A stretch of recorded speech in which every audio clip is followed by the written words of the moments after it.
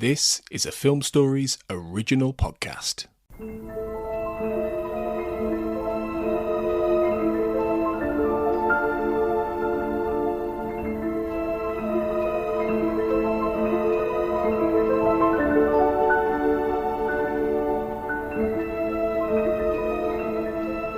Hello and welcome to the Malick Hour, celebration of the life and work of American filmmaker Terrence Malick.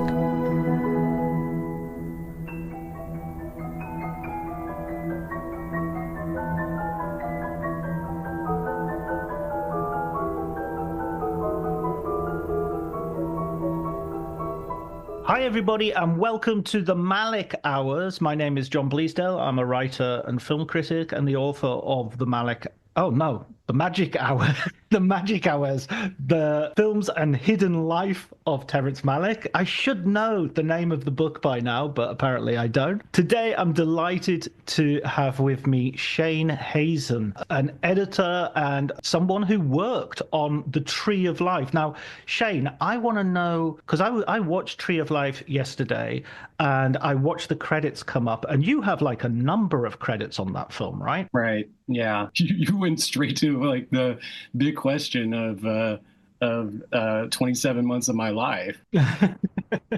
I also I have never seen the Criterion extended version until yesterday, and I watched it and got a bunch of big flashbacks. But I guess the quickest answer to that is at one point the glib thing I always say about my experience on Tree of Life is I started out as an intern on their first week of post, and cut to 27 months later, I'm the finishing editor. It's the glib thing I say, but it's not true, because I also did like an internal count of how many editors I thought, knowing the footage and knowing the iterations of the cuts, actually contributed to Tree of Life, and there are 5 credited ones. I counted 16 that have made a contribution to Tree of Life. So there was just a lot of people working on it. So yeah, and credit was a weird thing. I hit that line in the extended city. I think it's in the only extended city section and not in the theatrical, where Sean Penn's on the phone and he starts talking about when you're young, it's about your career. Yes. That line hit when I watched it yesterday. Yeah. So it speaks to you specifically. You're seeing yourself in the Sean Penn character. Well, I haven't watched Tree of Life much in the last few years. I did. I think before I watched the theatrical earlier this year, and before that, I probably hadn't seen it in like 7 years. A few years ago, I was hanging out with newer Malick editors, and they put it on in the background to get me to do a commentary on it, and I was doing this is what happened behind this shot, and this is who.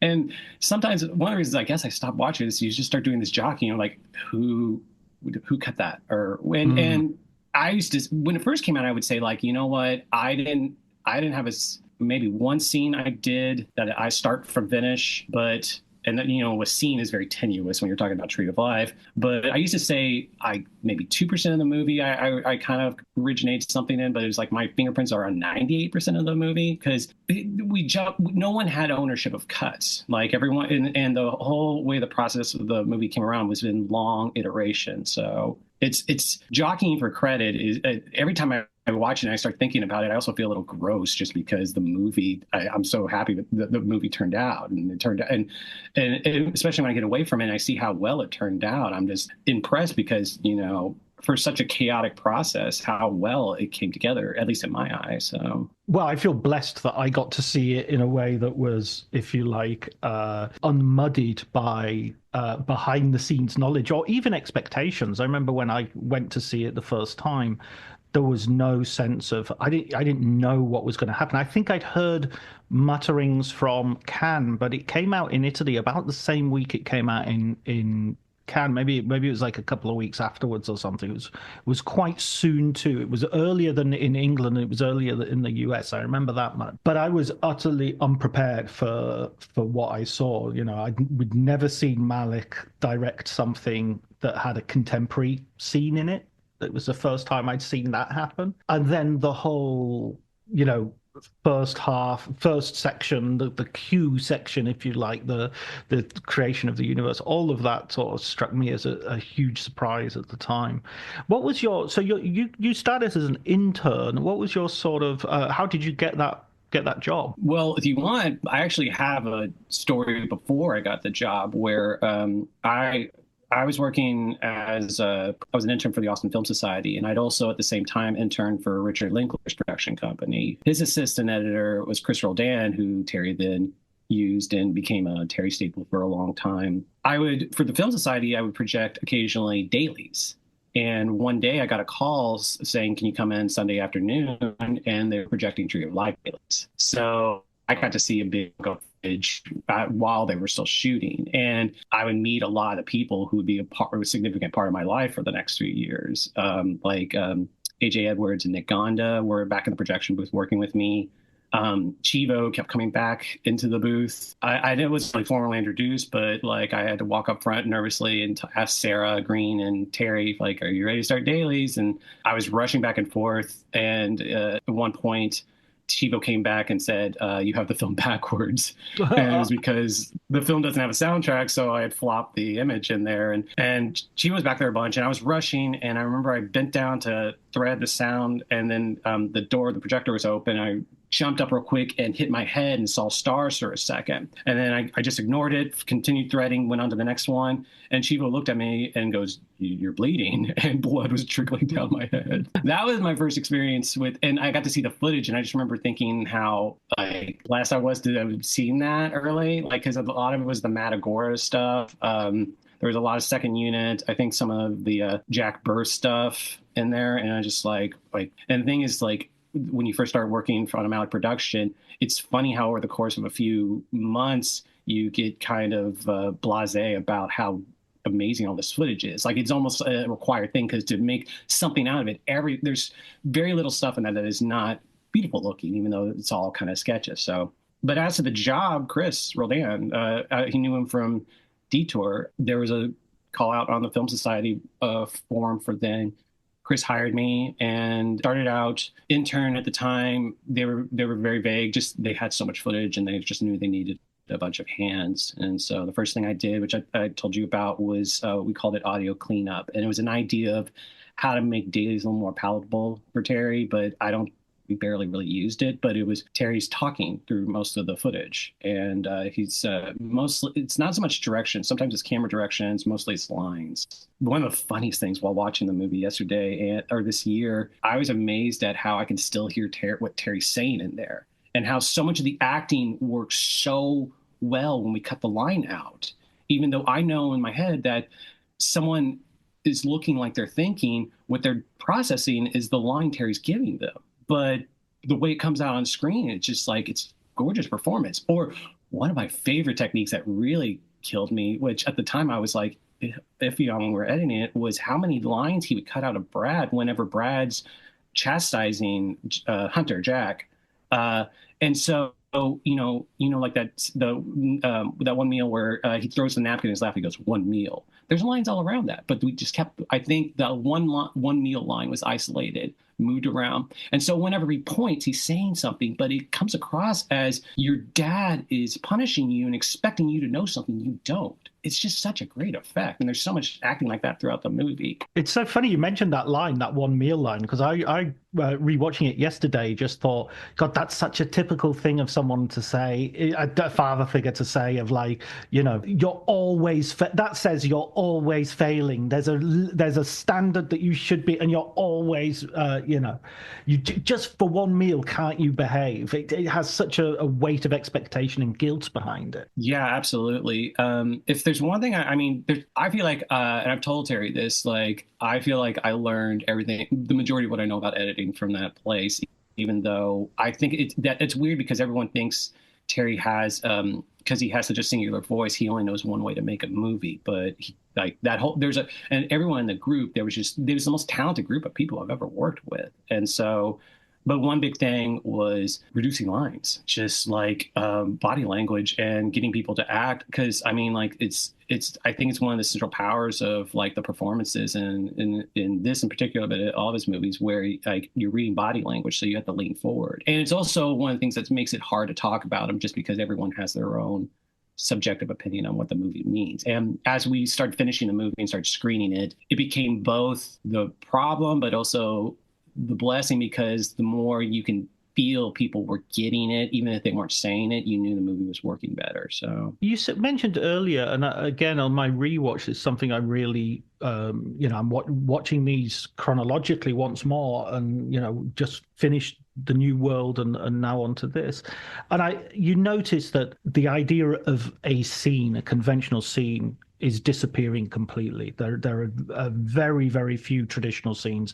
Even when he loses his job, where you feel that two or three shots have been put together to almost be a scene. The shots are taken. One is taken from another room, one is from outside the house, and one is from inside the house. And so there's no way you're seeing something that's going from A to D. It's just not working right. Were there ever like scenes that you were cutting together and then you were reducing, or was it always going to be like that? Well, yeah, that's the first year. I mean, that was the process. Like Mark Ishikawa, who was one of them for the last year and a half, the main editor who stayed consistently through. It was a push-pull when we were bringing the movie down. Mark used to call them landed scenes, and we always treated landed scenes as like. The big edict Terry had early on was the movie needs to flow like a river. And so when you're cutting these scenes down and you're realizing there's so much energy when you bring the fragment of a scene, and you can get across the majority of it with just a shot or two, and you connect it and you have this just fun energy, it can only go so far as long as you don't have a landed scene that like acclimates people to where they're at. So going back to my journey into the thing. When I started out, I was nights and weekends and intern, and so like at the end of every shift while editing, you take the trash out of the place, and you get assignments. You weren't necessarily you were just supposed to play around, but the big thing, he wasn't religious about it, but Terry would have you triangulate scenes. So these scenes, they have Terry's throwing out dialogue. He wrote some dialogue.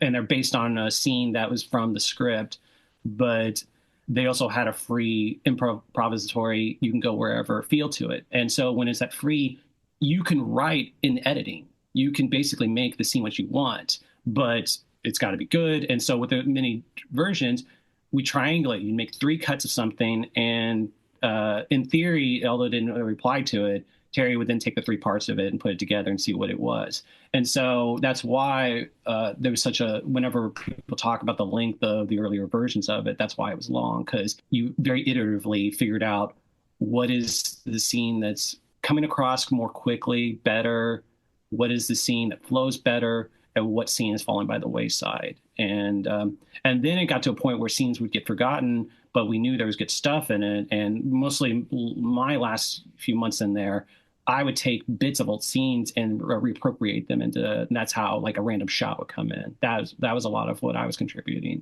In terms of there's obviously sort of 3 large parts to the film, in the sense that you have the sort of the beginning and the genesis. I mean, I'm simplifying because I know there's probably much more like 5 or 6 parts to the film, but you have, say, the beginning and the genesis, and then you have the Waco scenes, and then you have the epilogue sort of to the beach, and I know Sean Penn is dropped in there. As you're editing them, are you starting sort of in the middle, or are you starting with the special effects shots, or how are you approaching that? Well, from the very beginning, I know this is going to be confusing. You mentioned in the book, Terry, talking about projects with letters. Like, it's funny because it's hard for me to wrap my head around calling it part 1, 2, and 3, even though I know every section we just had a go-to nickname for it. Like nicknames stayed, and sometimes you won't know. But from the very beginning, there was like a diagram that showed 1, 2, 3 in there, and 1 and 2 had an A, B, C underneath it. So the first two parts were then divided into three. So every section, if you talk to an editor, they talk about 1A, 1B, 1C, 1A being the grief section, 1B being Shaun of the City, 1C being the creation section, and then 2A, B, C. And it's funny because 2A and B basically blended together, where it was birth of souls and then early childhood. So it was like birth to age 9. And then 2C, it's funny when you diagram it that way and you just automatically assume equal parts, 2C is just the lion's share of the movie. And so first, Keith Frey's mainly was on 1C, which was a big chunk, the creation section. AJ Edwards was doing a lot of, he worked a lot with Terry on 1A, 1B, 2A, and 2B, and C, and Part 3, which Part 3 didn't have an ABC to it. It was called Eternity at the time. And then these were loose names because, I mean, Terry didn't want anyone to literalize what they were. So, like, for the first year, I was pretty much strictly on 2C sections, and that's where the lion's share of my work went. The structure of the movie mainly came around that, too. So when Terry was working on this, you say there were 16 editors in total, or 16 people who had a hand in the editing in total. And you've got a situation in which there are different people working on different parts of the film. How is Terry kind of supervising that? Is he sort of walking from room to room? Is he sitting down and watching complete cuts, or how is he marshalling his resources? Mainly he would work with main editors and give assignments and check in on stuff like intern stuff. And when I say 16, we're talking 27 months. So it's 16 people over 20. There was more people that tried editing stuff, but actually contributed to the picture. Avid has a Unity process where you can connect all the stuff. So Mark used to say, because being there all the 27 months, my other important resource was he was always said I knew where the bodies were buried. Like I knew almost all the footage in the movie, and because I was so excited to be working there and I was working nights, so I'd stay up late watching all the footage, or it kind of became an issue for a little while, but I was watching other people's cuts. But eventually also in the thing office, everyone got used to being able, because they had to share cuts. So so much of the cuts were just so iterative. And so when I say I didn't have a single scene I start from finish, just 3 different people would have it along the time, and Terry would then he would work with someone on something. They'd get to a point, maybe they'd make an improvement, maybe there was some interesting thing, but never really getting to a final point. And so they'd move on to something else, and while they moved on to something else, Terry'd be like, "Hey, AJ did a really interesting cut of this. Why don't you take a look at it? Or just why don't you take a whack at it?" Because some editors, AJ in particular, had a thing where he didn't want to see old cuts of a lot of stuff if he had to start tabula rasa on a scene. But it's so hard. I find it hard to explain. Despite the fact that I can't say this enough. Tree of Life was my first movie as an editor, and like this process was magical. It worked amazingly. The office was so collaborative, and there wasn't really competition, especially just because we knew the main editors that were going to, who Terry used. So, like, it was just, I've wanted to do every movie this way since then, and no one can afford to do it, much less, even when you have 2 editors, they're just like, how do you do that? And it was the most foundational thing I know. So when you say you've seen all the footage, I mean, stories have come out about Tree of Life. I remember Chivo around about the time of release saying, we could have made an entirely different movie with just Sean Penn as the main character. We shot so much stuff. Was that just a comment about the amount of footage, or was there actually so much of was there a narrative there that was sort of movie worthy? It's hard to say, just because if you wanted to take 2 years to work on the Sean Penn stuff, you could. And I think there's a argument that there's a lot of elements in Night of Cups and Song to Song as a more completed version of the city section of Tree of Life, just like Voyage of Time is kind of a completed version of the creation sequence. But I think it's mostly that you could have just made a different movie out of it if you spent the time working on it. As like full-blown narratives, I mean, yeah, there's stuff dropped, but you also, how many, like watching, I was thinking yesterday while watching the extended cut, how just for brief glance, if someone watches the theatrical and extended right next to each other, they got a good sense of what the last 6 months was like, where you're trying to get the movie down. And you could see like sections of the movie are bringing new ideas in. Thoughts are completed in a different way, but also there's sequences that you're like, what is this doing? So I, one of my favorite quotes about the process of making the movie, I don't think it's ever seen the light of day, but it was Mark told me when he was interviewed for the EPK, he paraphrased Dolly Parton. And Dolly Parton's quote was, "It takes a lot of work to look this trashy." His quote was, "It takes a lot of work to look this messy." Well, Dolly Parton is always good for a little bit of wisdom when you're and inspiration. Absolutely, 9 to 5, but you'd be 9 to 5 as in 9 p.m. to 5 a.m. I imagine. That's a fair assessment. When you rewatched the extended version yesterday, what was your? I mean, you said you were thinking about Terry's voice and things, but how do you see the film now? Well, the funniest thing, I haven't seen the extended cut, but I've seen the official extended cut. But for years I've seen it, and just like again, I feel gross thinking like, oh, that's the scene I did, or the scene I worked on, or and it's not that way because it's like the scene I most worked on, but there were just more scenes I did in there. The craziest one, when my first interning, they signed Billy Weber and Chris Roldan signed me the first scene I worked on, and I didn't know it was my professional thing, and I'd never worked with Avid before, so I didn't know how professional editing workflow worked. And normally when you edit, the first thing you do is you make selects, which you go through all the footage and you find the parts, you cut up bits of shots where you think this is going to be a dynamic thing, or this is a good performance moment, and you build your scene around the selects. I didn't know that. What I did was I took all the footage, laid it out on a timeline, started cutting out bits I didn't like. And I worked like 2 weeks on one scene, and Terry surprised me one day. He's like, well, let's take a look at it, and showed it to him. And you can imagine the nerves. And I had another editor friend who contributed the movie, whose name is barely in the movie, TJ Vulgaire. And his whole time there, he said it was the best thing I ever did while I was working there. But we're talking, the scene was like, because of the way I did it, it was like 12 minutes long.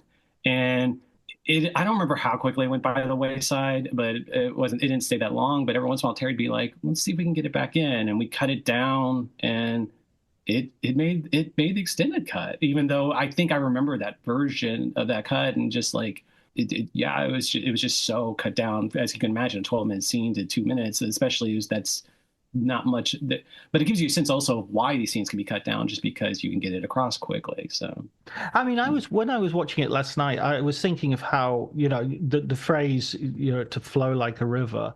There is something about the film which is just constantly moving you. It's not still for a moment. And even in the way it's sort of operating like memory, you see bits which you think are connected, and they're not. They're separated by maybe weeks, maybe days. The scene that I always think of is when the children see a limping man, and then they see a drunken man, and they imitate him, and then they see a limping man who's obviously got a disability, and that they feel guilty that he might have seen them, but they're not the same kids, and they're not wearing the same clothes. Those are two moments that might have happened, weeks apart, and there's something very disorienting about that for an audience. Was that like a major concern? How did you keep the idea of like an audience that has never seen this film before sort of in mind for how it would be received? I remember that was a big conversation piece, just because in assembling 2C in particular, you would check out the color of shirts. Like, that was a thing. If you had the idea to put two scenes together, but then the process was the editors watched it just like not every week, but every few, they'd hit a stopping point. We'd watch it. I want to say around fall 2009, I was starting to get on that watching process. So I got a little more, and we got the other skill set that I feel really strongly about all the Malick editors coming out is we got really good at talking about how a movie feels, like, especially and it wasn't just about it working. It was like, what is it doing when you put it together? So we would typically write long, like 3 or 4 pages of notes, and then Terry would each one of us, and then we'd all print out copies for everybody, and then we'd sit around going over the notes and like, did this feel right? And you'd celebrate the wins that you're like, this really worked, and stuff that you're like, well, I think this is a bridge too far, trying to combine this and this, or like this section to this section doesn't feel as right. And a lot of your work for the next few weeks would be based on someone else's notes, where he's like, did you, and sometimes you'd say like, look, I had something I really thought I worked. I want to try it. And you try it. And then, sometimes Terry would be like, just do somebody else's note, or try this, see if you can make this work. Then gradually out in LA, we started showing it to more people. And that was a mind-opening process. And Terry and Mark were so good with that process, where you know the phrase, the note behind the note. Yeah. That's how it had to be, just because everyone had emotional, visceral reactions, but when they wanted to verbally tell us how they feel about it, it was actually probably less helpful. But being in the room, feeling something working, it's the best way to sense what an audience is feeling. So, I mean, many people will be surprised to hear that Terry is taking notes from people in Hollywood, for instance, outside of his. It's not that much. It's more friends and family. Okay. Yeah, and I think it's actually mostly friends and family. And Terry's not in the room during the screening, right? But I mean, because the big thing you mentioned in the book about how many times he watched Tree of Life, actually start to finish, like. I think that's the thing that impresses me most when I watched it yesterday, just because having been through such a long process with them, I was like, this is, to me, and maybe it's just because I've been on the lore of this, but it's coherent to me. And it's just how he navigates that. The big phrase he used to use was snowblind. He doesn't want to get snowblind, so he doesn't want to watch the movie too much, and he doesn't want to watch a run too much. So we had to watch it in scenes with them and then build to that. And yesterday, I feel like he was really vindicated in my eyes. I was like, wow. Well, I was noticing, there's a moment where basically you first experience Earth as an underwater shot crashing, a wave crashing, and then that wave crashing comes right at the end again when they're on the beach, and you have a sense of there's a folding. This is the beginning of Earth, this is the end of Earth. And I remember last night I was watching that and thinking, oh wow, exactly that point. This is so cohesive. This is so I can feel those tones and those echoes, spread out, not simply within the flow of the movie. Yeah, that, and those are little things that that it's weird, because if you put one shot in a movie, do you I don't feel any it's hard to say your contribution, but I was doing a lot of that towards the end, and AJ and Keith were doing a lot of that towards the end, just because that was the results of some of the note sessions, where early on, I think that feeling was, especially when the movie was super long, that the lion's share of the movie was 2C. So it's like, how do you make it a coherent movie? And then when you start putting it together, making people watch it all the way through, it started becoming more coherent, but you still wanted to cohere it to where parts from here came, have to relate to other parts of there. But at the same time, you don't want to be obvious about it too. So, or very literal about it. So you have to be associative and do we talk about? I don't remember the definitions of them, but Wu Wei and Inshin. Remind me. I'm going to get these wrong, but they were 2 edicts that came and go, and when it came and went, sometimes it would be a Terry kidding on the square thing, like he'd say it with a smile on his face, but he was also serious about it. One of them was to walk in a river without leaving a footprint, and right. This sounds familiar. The other, I'm already blanking on it. The other one was they were just basically not to show effort, not to show intention. Because, I mean, that's the thing dramatically when you're watching a scene that doesn't work, say, a scene that starts playing some schmaltzy music or something over that, your instinct goes to, I know what type of music I'm hearing right now. I immediately know what the filmmaker wants me to feel. I don't feel it yet. I feel annoyed and manipulated by that. And whereas if you gradually come to this conclusion, you make an audience member lean forward and come to your intention a little more, even if you're like not showing it and you're being subtle about it, you have a shared experience. Like it forces you to give more to a piece. It almost becomes more interactive than just passive. Yeah, and Terry wouldn't say this, but I always felt this. It comes out of the musicality too. It's the way movies and cinema are more like music than narrative sometimes. And the music is a huge part of this film. You know, the use of the tracks Lacrimosa, which comes again. I always get surprised that it comes again on the piano later on in the Waco section of the movie. And there are just so many moments in the film which you suddenly are taken by some music and transported forward by the music.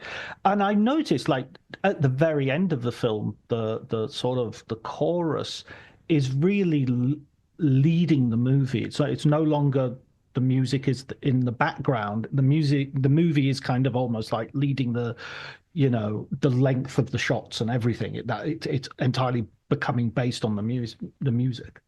That was the end music was locked in pretty early. I think it was an emotional experience. AJ and Terry were that sequence puts, part of the process sometimes is putting select reels to certain pieces of music, and they knew they had to win pretty early on. Terry also on subsequent movies, a lot of when he's trying to cut it down or trying to figure out the shape of it, he will talk about the musical structure of a movie. And so we do talk about motifs and how if this piece of music evoked this at this part of the movie, if we played at this part of the movie, how is that coloring this scene? And if you remembered that at an earlier part of the movie, is it going to bring back the emotional part from that earlier part of the movie? But can you do it differently? Like the Lacrimosa thing, just a humbling way, but Lacrimosa is over kind of the introduction of the formed universe with the Lacrimosa was Preisner wrote that supposedly for Kieslowski's funeral, and so it's a mournful piece played over the birth of the universe, which really gives you a sense of the birth-death cycle, and then playing it later, you're in a very humble place, like. Sometimes you put music onto a thing and luck into something. I know some of the stuff I was finding, I remember doing a lot of work on towards the end of 2C was we would take Alexander Desplat would give us stems. And so you get stems, meaning you have the parts of the music. So we just took his drums out and used his drums. Simple as that. But in effect. There's not much Alexander Desplat in the movie, is there? I mean, it's pretty... There's more than I remembered. Right. And Hanan has a lot in the movie too.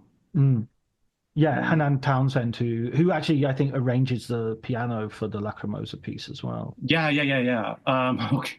Well, and the other funny thing I'd watch that I can't explain to people, and I almost don't want to, show any of the magic trick stuff behind, was just manufactured scenes, like the piano duet with Brad playing the piano and Laramie playing guitar. I remember that scene working, but there was some issue with it, and either me or TJ put another piece of music over it that didn't match, but it was much, much better. I think that's not Greensleeves, is it? And and also for the motifing of it, like it worked better, and so you had to then cut around. Hanan had then come up with a guitar piece that matches what's on there. I think Hanan had to do that. And then you had to cut around the piano just because he's not playing that piece on there. So you just cut right at the moment where you see the piece playing the wrong key and stuff like that. That's amazing. That reminds me of, on the Thin Red Line, them putting, the Rosy Fingered Dawn. It's kind of digitally acquired because they couldn't get the Rosy Fingered Dawn, which seems crazy because it's a Terrence Malick movie. Surely he should have, miles of footage of Rosy Fingered Dawns. It's the one thing that should be guaranteed. We had to come up with, because there was like so many effects in this, and all this is trial by error, we had to come up with much cheaper ones. The other one I forgot was really funny was for the longest time this movie was going to be done and in fact it was negative cut. It wasn't going to be finished digitally. Do I need to explain that too?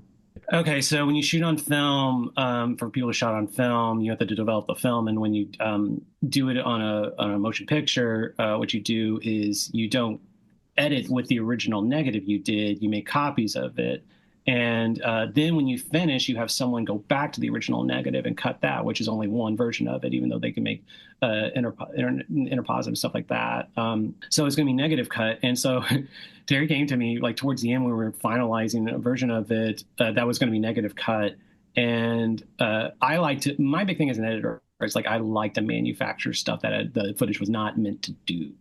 And so like I'm constantly speeding up footage and reversing stuff. And so, and this is also to give you a sense of how you could rewrite a scene or change the thing that was seen. But after Terry told me that I was the only one that contributed money that needed to have speed up shots or flop shots and things in the movie.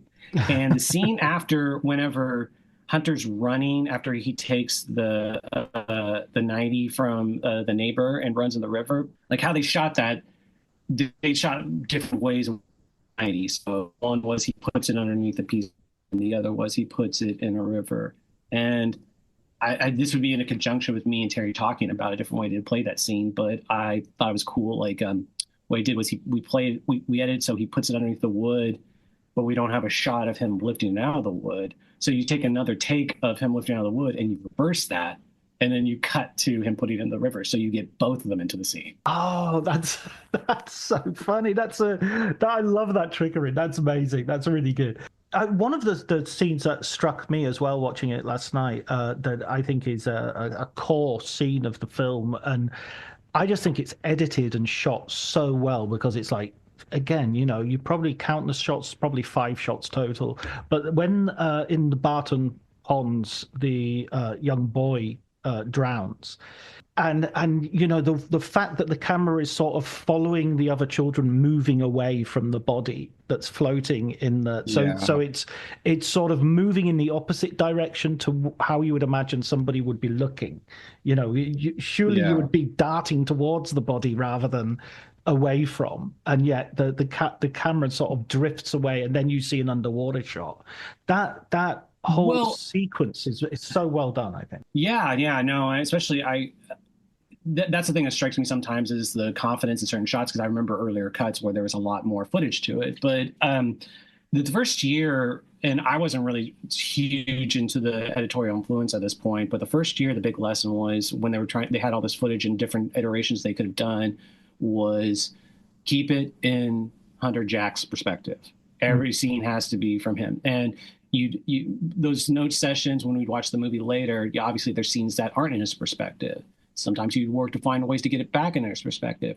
We also use the phrase a lot of a baton handoff, where you could go off a tangent where it was a Jessica scene for a while, but then if you cut to a shot of Hunter watching it, then suddenly it became him watching his mother do something. And so a lot of the MO behind a scene like that is, the spectacle of a kid dying, a dramatic scene like that, even with, Brad's being involved, and you still want to keep it in Hunter's perspective, because the whole thing's not about, oh, this kid died. It's about Jack witnessing death or really witnessing death. And also looking at his father and sort of that whole thing of like, you let him die, it becomes God and his father conflated of like, you were, there's admiration, but also you didn't save him. There's admiration because he's obviously a man of action. He's jumped in.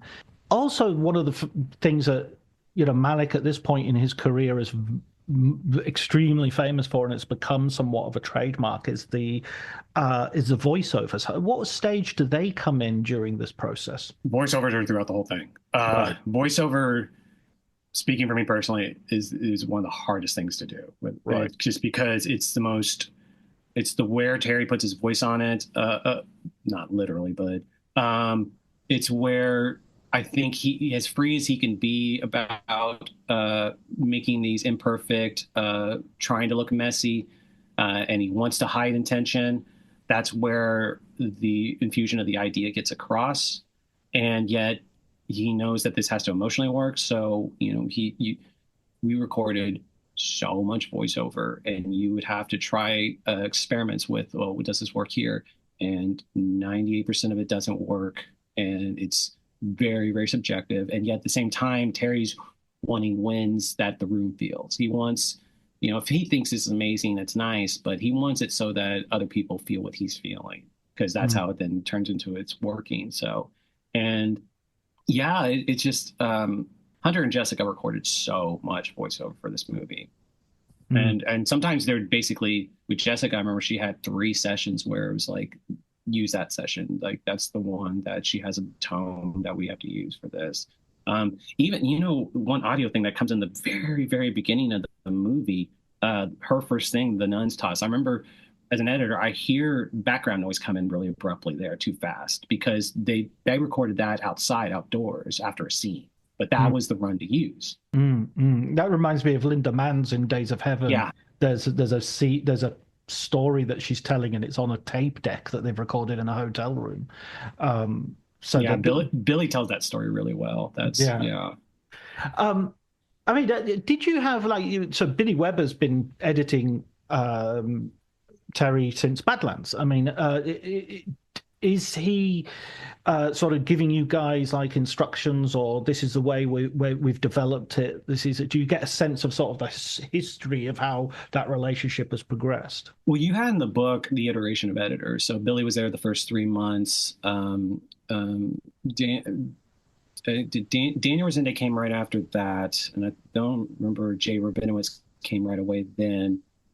Then they overlapped. I think that's how it worked. And then Mark I don't know if he took over when they both left, or how Mark overlapped, but then Mark was there towards the end. So yeah, a lot of it's because Terry's feeling his way through this process. I can't get across how intuitive he is with trying to figure out if it emotionally works.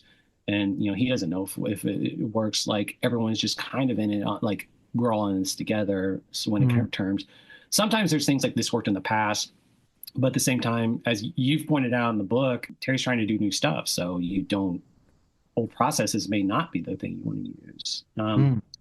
But I mean, then there's a lot of it's war stories. Billy would tell they'll tell war stories about what they did on another movie and how they were at this point in another movie. What about was there ever a point where they just said, in terms of developing new ways of working, new strategies, new aesthetics, was there ever a point where they just said, look, we've used voiceover for everything so far, why don't we just not use voiceover? Was there a point where there was that was a possibility, or was that written into the script and the whole process in this one? Well, it's written in the script, but that doesn't mean anything. I mean, the other thing I can't people find funny, but I think is a really good way to make movies was Terry right away. I came in and I started reading the script, which was much longer than there were different versions of it because there were so many added scenes. And Terry flat out said, don't read the script. And he told Chivo, don't read the script. Because in every movie I've worked on since then, I wish directors would let me do that. And I kind of say that, and they treat that as a sign of disrespect for the script. But it really is like, if you really want to let the footage speak to you, you can't have the preconceived idea of what it was supposed to be. Back to your voiceover question, overall, no voiceover. I don't think we ever got to that point. But as scene by scene, yeah, every scene we would try to see if we can get away with no voiceover. And there was always that push-pull of too much voiceover, not enough voiceover. Is the voiceover doing some kind of context? You'd be surprised at how much of the screenings for even something that is going to strike everyone as esoteric and operatic and obtuse or something like that. We're just we have an idea what this scene's supposed to be communicating. And when we show it to an audience, there's a certain amount of information that needs to be gotten across. We're seeing if they got that information. One of the weirdest things we had to fix or work on in LA was making sure people knew that Hunter and Sean Penn were the same person over time. Right. Yeah. I see myself as a young boy.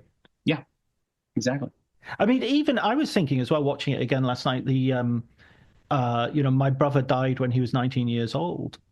If you don't have that line in the film as voiceover, then there's really, there's no other. I mean, you see somebody has died, there has been a funeral, there is, you get an idea of who it might be, but that line is, it doesn't even name the brother. I mean, it doesn't even.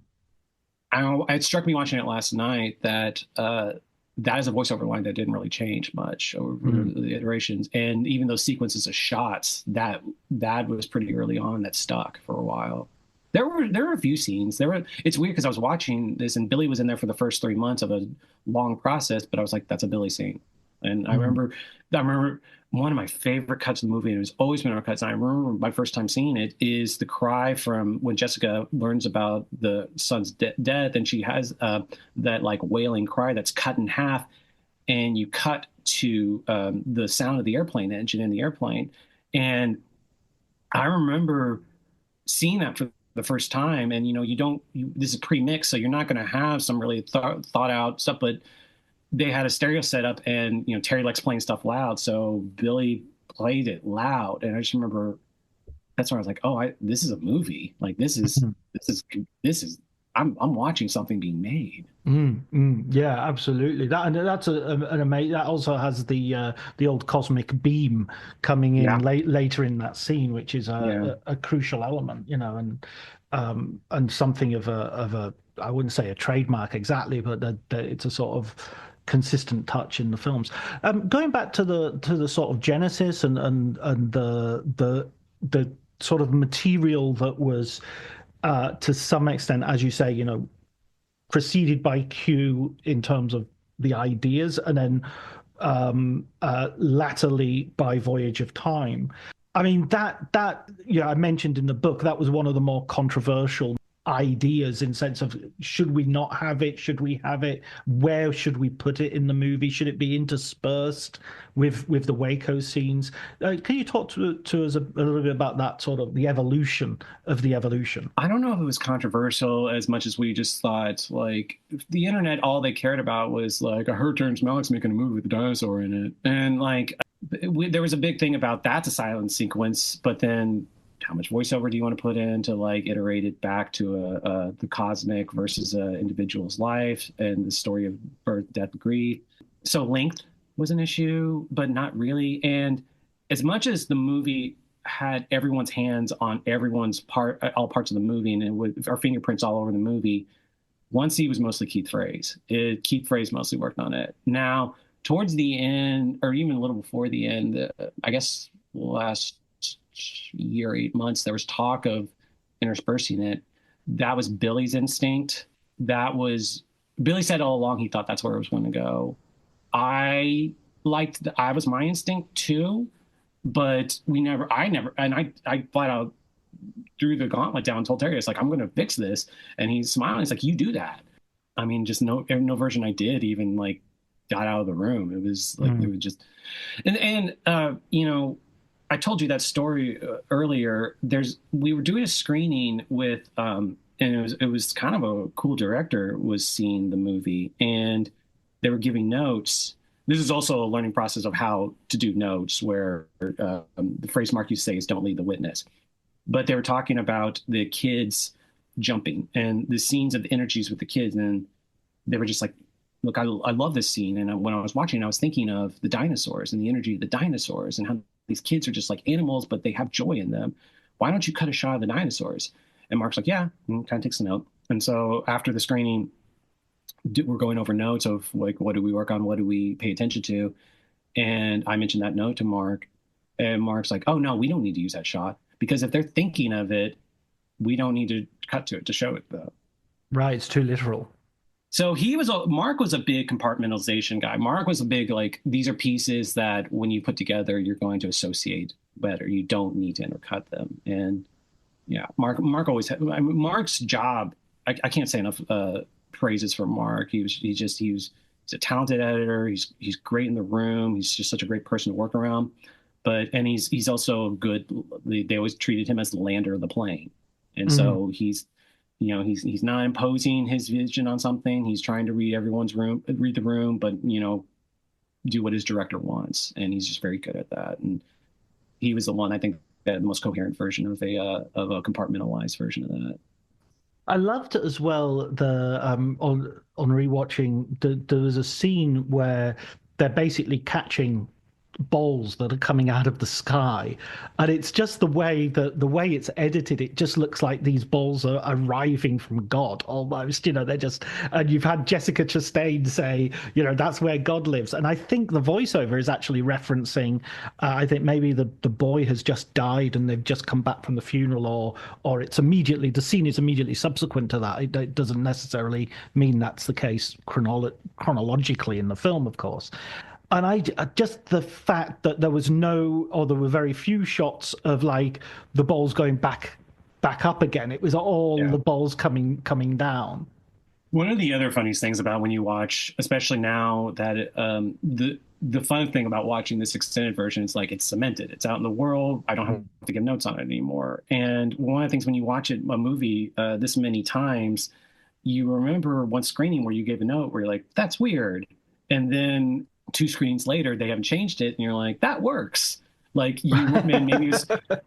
maybe you were just behind on it. And just hearing your description, I'm like, yeah, that's totally great. And I'm pretty sure I gave a note being like, why aren't we showing another version? So what is it? Why are we having this many shots the next day? But yeah, it's Chris Roldan. He didn't finish out LA, but he had a chart of how many times the different editors had seen the movie, and he had himself at 46, I think, at one point. Oh, and then after he left, I think AJ or Keith had to have overtaken him. So when you'd locked the movie and you got to, did you guys all have like a wrap screening of the whole thing once it was locked and fixed and nothing was going to change, or did you all sort of go your separate ways, like veterans of a war? Little go separate ways. It's funny because one editor she's not even in the credits, but was one of the main finishing editors was Claire Simpson, who's now Ridley Scott's editor. And Mark was not day to day, but he felt ownership, so he was coming back. And so I remember last night they let me go to watch a movie at the Hollywood Cemetery, but I was texting them off and on like, "How's it going?" But it was to finish the mix, and yeah, that was the last mix night, at least in the final version. And yeah, pretty much. Although I drove back to Austin, and AJ and Keith by that point had moved to Austin, and they were kind of gradually moving on to, Keith was still doing Voyage of Time stuff, and they were maybe moving on to the next movie, but there's always the possibility that they may have to do some little tinkering because after they sold to Fox, there wasn't any picture changes, but there was little mix changes here, or as they negative cut, but then they changed their mind and eventually did a digital intermediate. Chivo did one, and so little changes came from that, but nothing significant. I remember the first time I saw the first reel because Fox made the suggestion of like, and it's a simple suggestion of like, look, you don't have to be clear on what people are hearing throughout the entire movie, but it's better at the beginning of the movie if people at least get a sense. So they wanted just to boost the first reel a little. And so we went to the Animal Draft House South to watch the first reel. And it was the first time I saw the color timing of it. And then it was just how revelatory it was. But premiere, no, we saw the full length final version a little bit before the American release at the Paramount in Austin. And what were the feelings of the group? It was after the Palme win, so I mean it's tricky because the whole thing, like, I kept using the phrase, it's a marathon, not a sprint, and I'm saying this on my first movie. Yeah. So I'm asking everyone else. Yeah, I think there's periods I didn't know what we had. There were periods I was really proud of it, but there was periods where I'd watch the movie into the ground. So, and I mean, this film took years to edit, and it's typical of Malick's films to take a long time in post-production. Days of Heaven also took a long time in post. Now he's got Way of the Wind that's finished shooting, I think, in 2019. We're in 2024, and there's still, as yet, no publicity, no announced release date. Do you look at that and sort of think, okay, that's feels typical to me, or do you think is there a sense that maybe they're going for something even bigger than they did with Tree of Life? That's interesting. That's very possible. It's very likely. One of the things I fought a lot on subsequent jobs after working with Terry was I worked in a lot of mid-budget indies, which means very low-budget indies. And in the contract, they usually have like the boilerplate was like 12 weeks.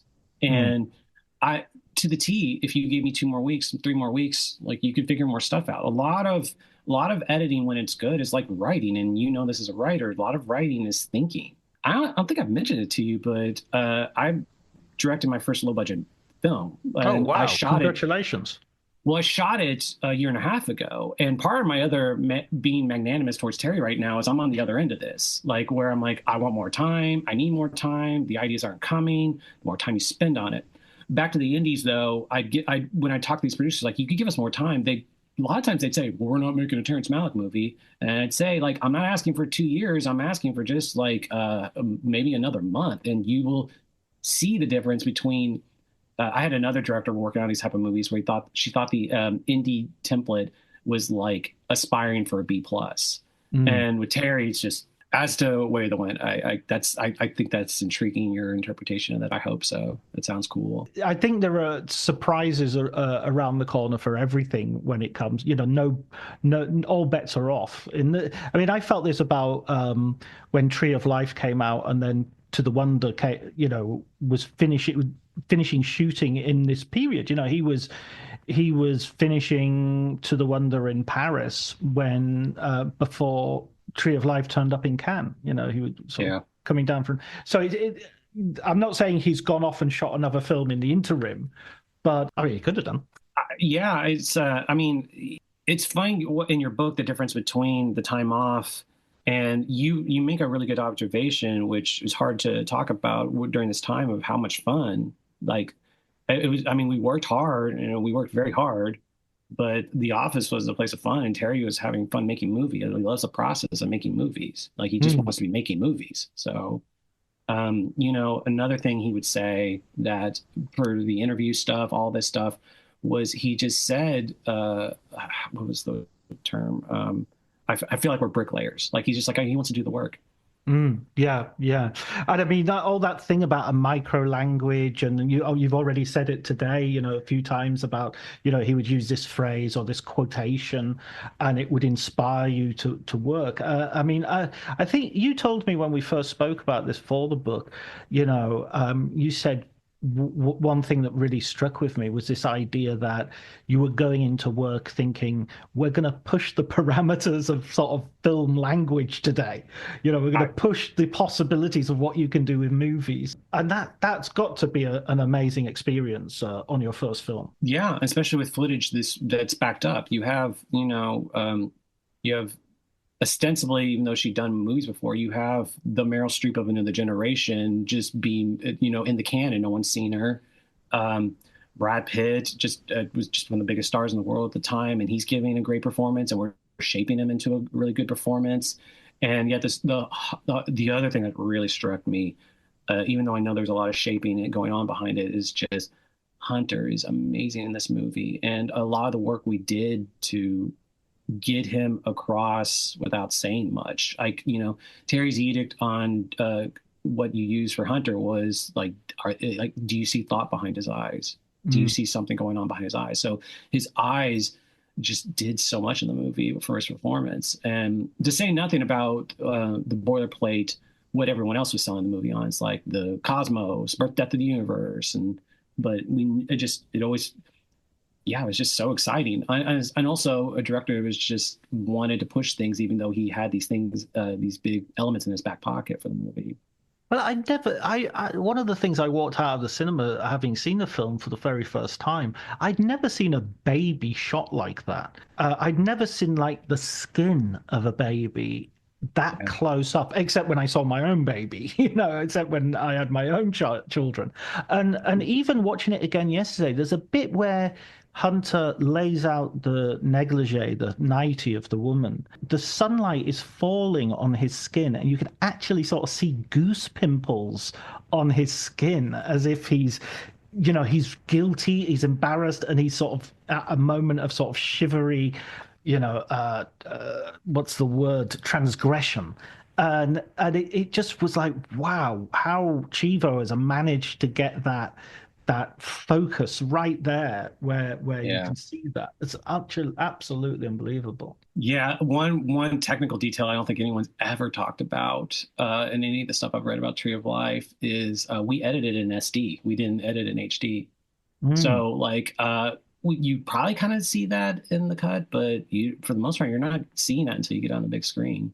Is there anything that you cut out or any scene that was left out, even of the extended cut? Which, by the way, I think I saw the extended cut on the big screen at Venice Oh, when wow. it premiered, and I wrote up a piece for it, and it got very little hoopla when it came out. I don't think it was not as much as it deserved, I feel, because I feel it's not really a director's cut in the sense of a like Ridley Scott or something like that. I feel like it's kind of just a different movie that you can use as a companion piece rather than, you know, there's no sense of like this is the movie he wanted to make and the studio wouldn't let him, or this is a restored version. I think the theatrical cut is absolutely the movie, and this is like you can watch this as well and get something else out of it if you like.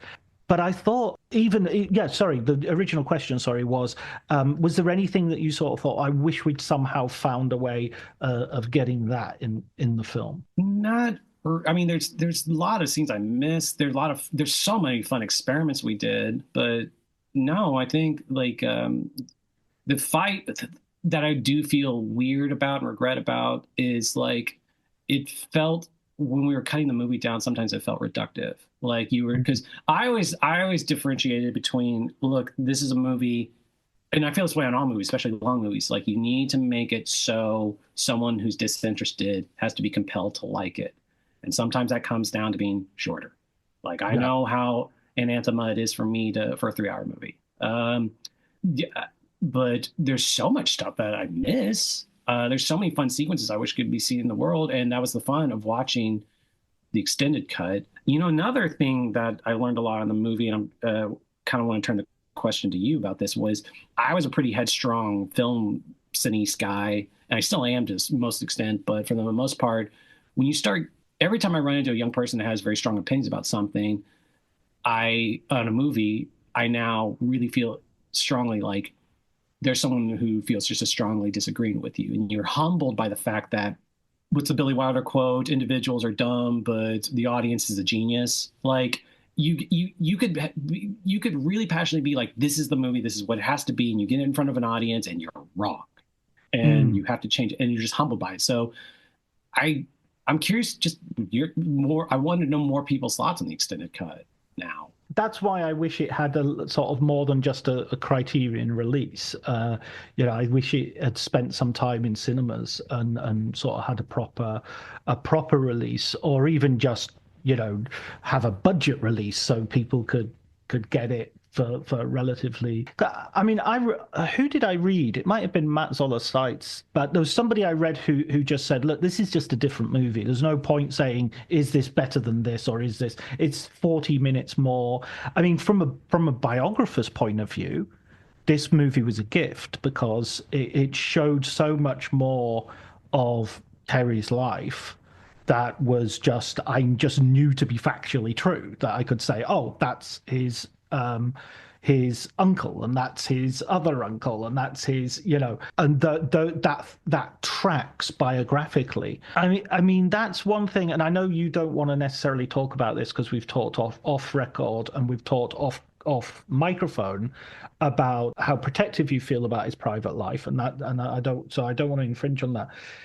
The only thing I would like to ask, though, is that you are working on something which is sort of self-evidently biographical to some degree. Was that ever approached in the process? This is going to be the thing I think surprises a lot of people. We don't talk about it, Right. and some of it's just respect for. But and it's weird because Terry will openly talk about his life, but no, we didn't. And again, talking about how coherent the movie is, like it's impressive that it's just impressive he made something coherent about with his clay. And I think it just comes across as being rude to a certain extent, and it just felt like it wasn't helpful in the process after a certain point. Right. It's not going to inform any decisions, or it's not going to. Well, okay, going really back to the extended cut, one of the big changes between the international version and the theatrical, and it was a big bone of contention. Some people had certain sides, was the way 2C ended. And I always had the feeling 2C already felt like a full movie. And then you had two incidents that gets Hunter away from the home he knew in the movie. You had him going to boarding school, and you had Dad losing his job. Yeah. And the theatrical one, I was a very strong proponent, one need to come out. And even though, I think AJ and Keith were on the other side, where it's just like, but it's there's more emotional scenes when you have them both together. And like, I'm glad this version's out in the world. Yeah. But I mean, I get the sense, I mostly from your book that's pretty closely what happened in real life. So yeah, absolutely. I mean, it's funny in the film, because in the film it sort of becomes, it's almost becomes a portrait of the house, so that when they're leaving the house and the house is empty and they're driving away and looking back, there's a sense of like, once the house is gone, it doesn't really matter where they're going. That's it. They're done. So to see the boy in the school, that makes a film much more Jack's story. Than that sequence becomes less about the house than it does about Jack. So do you see what I mean? That's the difference I felt.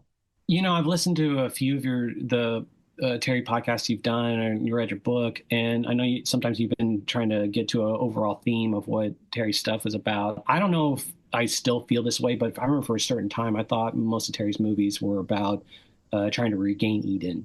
I could definitely see that, and so in a sense, Eden is at some stage in Waco. It's as a baby playing with alligators with his mum and having just that attention. Even when his little brother is born, it's already going wrong. That's the nuanced part about it, where Eden's always.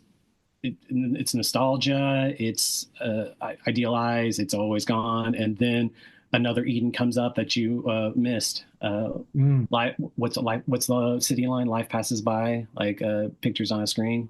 Yeah, absolutely. Or I mean, the New World. Did you find your indies, John? I fear I may have sailed right past them, and it's just like, yes, you know, that's it. You sailed past your Eden without even noticing. On that bombshell, on that point, I think that's a wonderful place. Let's stop at Eden. Let's stop there. Actually, one very, very final point. The last sort of photorealistic shot. I know there's a special effects shot, the visual effect shot right at the end of the kind of entities or the universe, but the last shot of the bridge and the bird sort of swooping. I'm kind of curious to know, with all that footage, how that shot was sort of landed on, and at what stage that was landed on. If I'm being honest, I had that thought last night. Where do we come to? I generally think it was kind of a feeling like a Bridge to the Future type thing, because that was not the last shot for a long time. But I mean, the Lumia was always the last shot. And then the sunflowers were usually the penultimate, if not one of the third or second to last shots. That is second unit. Ellen Kuras shot that, if I remember correctly. Yeah, I mean, this also goes to that thing of like, sometimes we don't have verbal or literal explanations for, well, just Terry feels something and everyone else in the room feels it too. And a lot of the trick when you have a 2-year process of watching something, and it can also be part of the frustration, is you watch something, you come up with an idea, you get a win in the room, you get one win the next day, you watch it, you don't feel the same way again, and it doesn't stay in the cut.